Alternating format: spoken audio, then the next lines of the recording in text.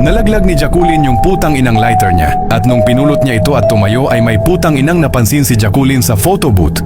May lalaking gumagamit ng photo booth kahit alas 3 na ng madaling araw. Napansin niya din na may bare yung medyas ng lalaki. Kaya alam niyang hindi matured na lalaki yung nasa photo booth. Wala naman siyang pakialam dito kaya umalis na lang din siya. Kinabukasan, napadaan ulit si Jacqueline sa photo booth at napansin niya na nandun pa din yung putang inang lalaki na nakita niya kagabi.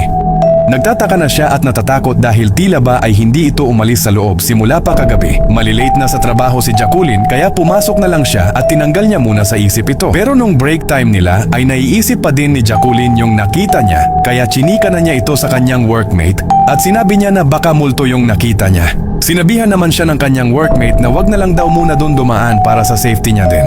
Pero dahil sa putang inang curiosity ng Jacqueline, ay putang inang yan doon pa din dumaan yung putang inang bobong bida natin. Hinarap niya lang yung takot niya at pagtingin niya nga sa photo booth, ay nandun pa din nga yung putang inang pinaghihinalaan niyang multo.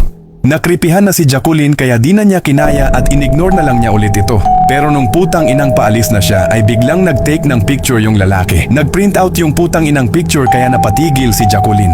Umipon siya ng maraming lakas ng loob at tiningnan niya yung picture na lumas mula sa photo booth. Pagtingin niya sa picture ay biglang. Tapos sa likod niya ay unti-unting bumukas yung kurtina at bigla mong nakita na may mahal na pala siyang iba. Putang ina naman, alam mong may bago na siyang iba pero umaasa ka pa ding magiging kayo pa din sa dulo. Putang ina, tama na. It's time para sarili mo naman ang mahalin mo.